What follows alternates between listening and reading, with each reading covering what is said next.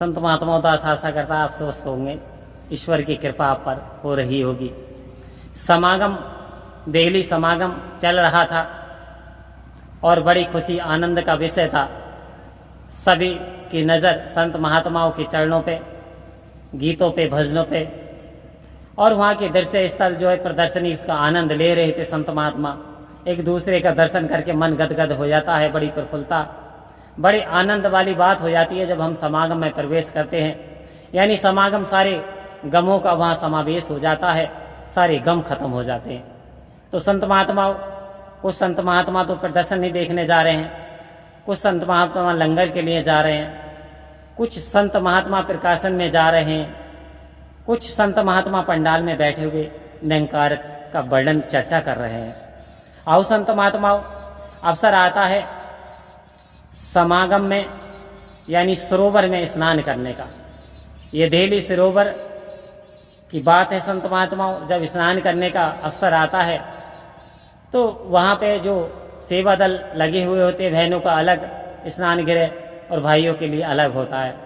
तो सदगुरु के कुछ रूल्स, कुछ नियम होते हैं। जैसे प्रकृति का रूल्स है कि सूरज को पूरब दिशा में निकलता है और पश्चिम में छिप जाता है। सूरज अपने नियत समय पे निकलता है और नियत समय पे छिप जाता है। और ठीक इसी प्रकार से जैसे जैसे निरंकार का हुक्म आता है वैसे वैसे वर्षा होती है, वैसे ही दुनिया के सारे कार्यकलाप बनते चले जाते हैं। आओ संत महात्मा, रूल्स नियम होते हैं। तो वहाँ पे एक सदगुरु का अलाव था कि हम एक ही डुबकी लगाएं सरोवर में। इस अनाउंसमेंट हो रहा था, अपने अपने जूते चप्पलें दूर रख दें, कपड़े दूर रखें अपने, और कोई चीज़ ऐसी ना ले करके जाएं, बड़ी कृपा होगी। ऐसा संत महात्मा लागू कर रहे थे। मोबाइल फ़ोन अलग रख दीजिए, वहाँ मोबाइल फ़ोन की रखने की व्यवस्था, चप्पलें भी रखने की व्यवस्था। संत महात्माओं तो देखते क्या हैं कि बहुत सारे महापुरुषों एक ही डुबकी लगा लगा के बड़ा आनंदमय प्रफुल्लित होकर के महापुरुषों बड़ी कृपा हुई, सदगुरु की बड़ी कृपा हुई, सरोवर में स्नान करने का मौका मिला, मन शांत हो गया। एक और दूसरी ओर कुछ महात्मा ऐसे हैं कि वो किनारे से और आगे की ओर बढ़ गए और उन्होंने इधर देखा उधर देखा और देखा कि कोई देख तो नहीं रहा और उन्होंने डुबकी लगा ली। आओ संत महात्मा, एक डुबकी लगाई। अब वहाँ पे तो इस निरंकार की नज़र चारों तरफ रहती है, चाहे वो साकार निराकार, साकार तो जग के पालनहार, साकार रूप में भी यही करा देता, निराकार रूप में भी यही है संत महात्मा। बस बात है समझने की।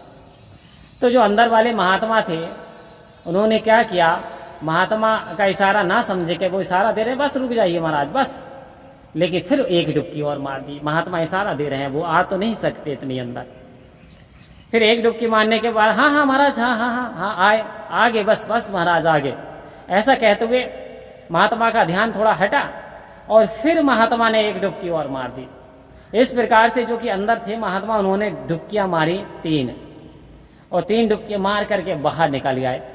महात्माओं ने विनती की, महाराज क्या अनाउंसमेंट हो रहा था, कपड़े अपने सही जगह पर रखें, चप्पलें सही जगह पर रखें और यहाँ पे आप कपड़े निचोड़े नहीं, सरोवर में निचोड़ने की अलग जगह है, साबुन ना लेकर के जाए, डुबकी एक ही मारें। तो वास्तव में आपने कितनी मारी? बोले महाराज दास से गलती हो गई, 3 डुबकी मार ली, गलती हो गई। कहते कोई बात नहीं, आपसे गलती हो गई, फिर मत कहना, क्योंकि सतगुरु की जो बात आई, वचन आया, आप उस पर चल नहीं पा रहे हो, आपने वचनों पे पैर रख दिया। ये मेरे आदेश नहीं थे, ये सतगुरु के आदेश थे। आओ संत महात्माओं, जिन जिन ने एक डुबकी मारी थी उनका जीवन बड़ी खुशहाली से बीत रहा था, लेकिन समागम के उपरांत जैसे ही घर लौट करके आए वो धीरे धीरे बीमार हो गए, जितनों ने भी 3-3 डुबकी मारी थी। संत महात्मा बीमार हो गए, काफी पैसा लग गया, खुशहाली गायब सी हो गई। अब बात आ रही है कि हम पीड़ित व परेशान क्यों रहते हैं। संत महात्मा ब्रह्म ज्ञान ले लिया और फिर दास अनजान है, माफ कर देना, क्षमा कर देना। जानते सब कुछ है कि जानत है पर मानत नहीं, मानस मनमोद और जगत चवैना काल का कुछ मुख में कुछ गोद। कहते जानते सब कुछ है, सतगुरु ने सब कुछ साफ साफ कह दिया, लेकिन मानते नहीं। और जब विपत्ति आती है, जब विपत्ति आई तो ये जो वहाँ के प्रमुख महात्मा थे, जहाँ पे ये सत्संग किया करते थे, उनके चरणों में अरदास करते हैं। महाराज ना जाने सत्संग से लौटने के बाद में समागम में गए थे, बड़ा आनंद आ रहा था, आते कि हम तो बीमार हो गए, परेशान रहने लगे, ना जाने खुशहाली कहाँ गायब हो गई। संत महात्मा ब्रह्मज्ञानी संत पूरी तरीके से डेडिकेटेड थे निरंकार के समक्ष अरदास विनती प्रार्थना की है, प्रभु कृपा करो, हम भूलने वाले हैं, आप सदा बख्शने वाले हो। तो अंतर चेतना से आवाज आती है, इसने सदगुरु के इन्होंने वचनों का पालन नहीं किया, ये सदगुरु के वचन पर नहीं चल पा रहे हैं, इन्होंने सदगुरु की अवहेलना की, तौहीन की, इन्होंने सदगुरु को कुछ समझा ही नहीं, सो इनका इसे दंड मिल रहा। वो कहते प्रभु आप दयालु है, अंदर की बात निरंकार से बात हो रही है। महात्मा कहते हैं आप दयालु हैं, आप क्षमाहान हैं, बख्शनहार हैं, हे प्रभु अब कैसे इन्हें बख्श दीजिए, माफ कर दीजिए, आपके बच्चे हैं। ऐसा कहकर वो उनके लिए प्रार्थना करते हैं, चरणामृत देते हैं, उनकी कंडीशन धीरे धीरे सही हो जाती है। फिर वो महात्मा बताते हैं ऐसी गलती आपने जैसे सरोवर समागम में कि कभी मत करना, वरना बर्बाद हो जाओगे। आओ संत महात्माओं, यदि सतगुरु के वचनों पर चल पाते हैं तो हमारा जीवन बड़ा खुशियों से भर जाए।